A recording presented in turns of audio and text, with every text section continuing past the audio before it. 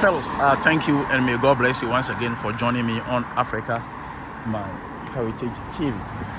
This, as usual, is your boy and your host, Kwame, the African Child. Please, as I said, if this is your first time on this great platform, don't forget to hit on the subscription button to become partner to this great platform. And please, hit on the notification bell icon also. If you click on the notification bell icon, it is going to open a menu box or dialog box onto you. And when the menu box pops up, please select from the list or notification. With doing that selection or choosing that option would enable you to have access to all the content that we are going to upload on this platform. You see, it is also important for you to do that because I wouldn't want to, I wouldn't want you to be laying behind with respect to the updates I'm going to have for you on this platform. So use the notification bell so that anytime there's a new video, you'll be among the first to also receive it in your, receive it through alert in your YouTube app on your phone or on your TV or on your tablet or on your computer or laptop. Thank you, and may God bless you that you are going to do that. And being good. And please, you are also going to see a comment button.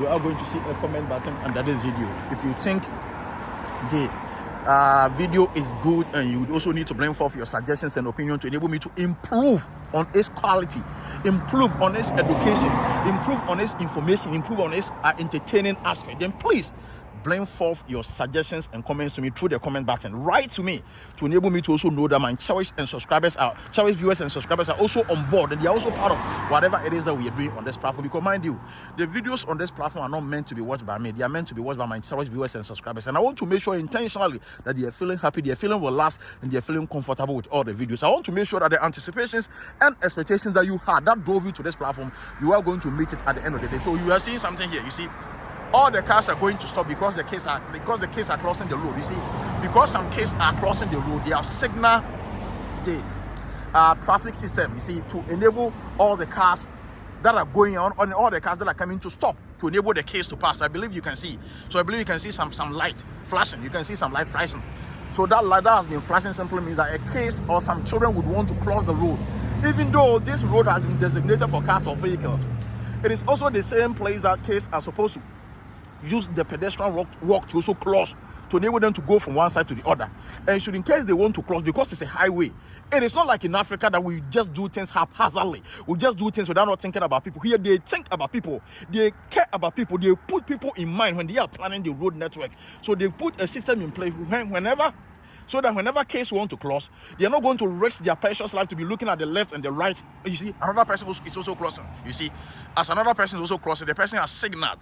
And if the person signals, it's going to stop all the cars that are coming and all the cars that are going. So once the system has been signaled that I want to cross, once a pedestrian trigger the alarm or alert system that he would want to cross, all the cars that are coming and all the cars that are going to stop to enable that person to cross. See, that's how the system is working. And once the person has successfully crossed, the system automatically stops to open the traffic for the cars that are coming and the cars that are going to also flow. You see, that is how the system is working here. So, as I said, I'm giving you the part 2 of what I thought abroad was, how I perceive abroad to be back in Africa. See, as I said, when I was doing the first video, I said that I thought it would be like the most populous places that we used to find in Africa, the most populous cities or the most popular towns, populated neighborhoods and environment. But I got here to be disappointed because it was not as I thought.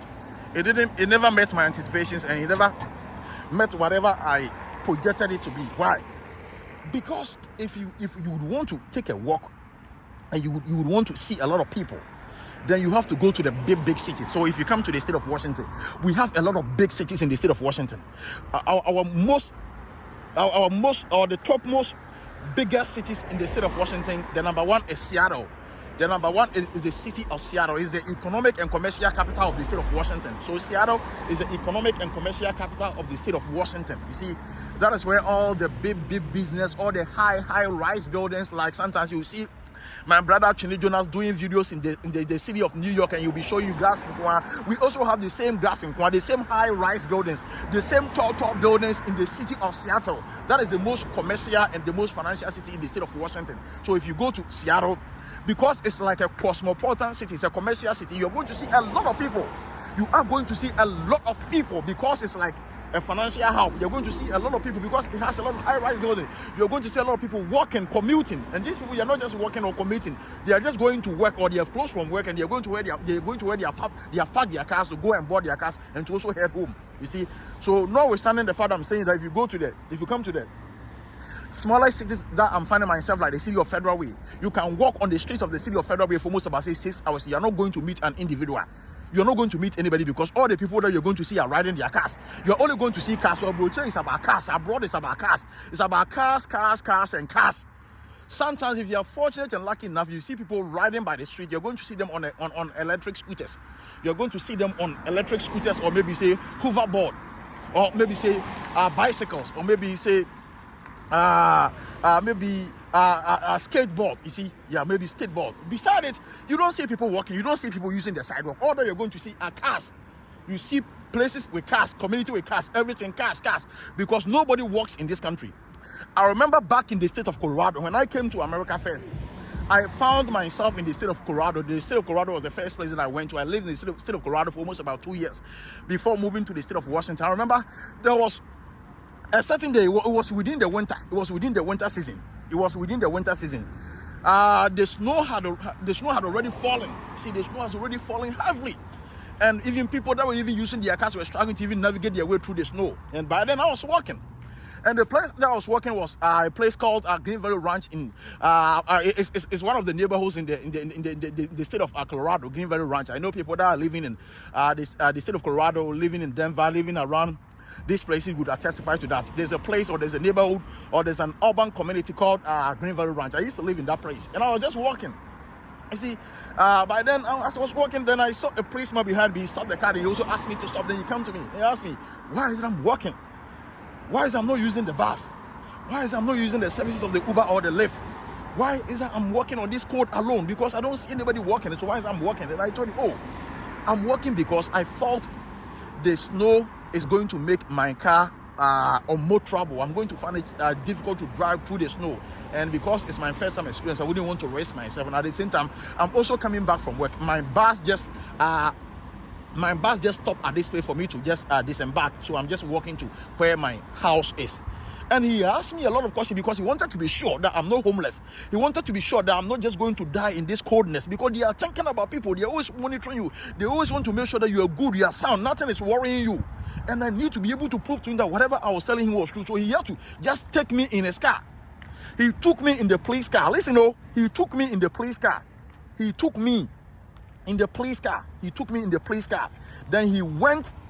No, then he drove with me to where my house was. By then I was like renting a room within a house at a place called Green Valley Ranch. You see, so he took me and he drove me to where my house was. Before, he was damn sure that truly I'm not homeless. Truly, I'm not going to survive in the coldness alone. Truly, I'm not someone who is suffering. That's the reason why I'm just walking. Because barely you don't see anybody walking.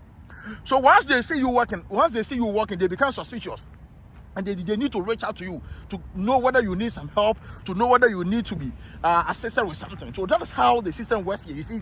So, like I said, if you go to the big cities like Seattle, like I mentioned Seattle, if you go to the city of Bellevue, it's one of the beautiful cities on this earth. If you go to the city of Bellevue is one of the beautiful cities on this earth. And it's where you're going to find a rich man living. So people like Jeff Bezos, Bill Gates, all the billionaires in the state of Washington, all the moguls, all the business moguls, all the millionaires, they're all living in the city of Bellevue, because it was a city that was technically designed for the rich.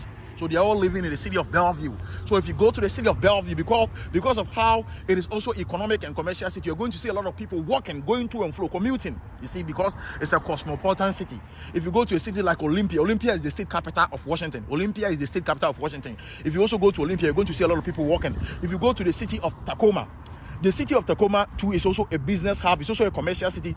That was the city where they manufactured a Toyota pickup truck by name Tacoma. So the Toyota pickup truck by name Tacoma was manufactured in the city of Tacoma. You see, if you go to that place too, you're going to see a lot of people commuting, going to and fro, because it's a cosmopolitan city.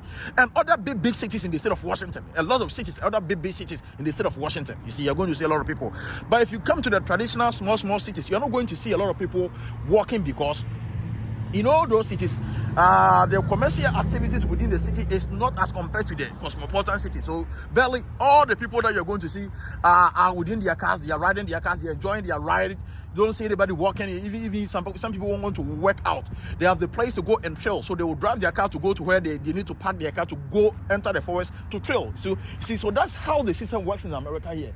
So back in the days that I was finding myself in Ghana, I was finding myself in Africa, if I was told that this is how things are being run here, or this is how the system functions, I would have even doubted them. I would have even called them lies. I would have even called them deceivers, or people that are trying to discourage me from coming to abroad. But I got here and realized that whatever they were telling me back in the days were all true. So fellows, this is the second part of the video that I did. That this is how I thought America was. This is how I perceive abroad to be. This is how I perceive the Western world to be, or life in Western world to be. Neither did I get here to be disappointed and to be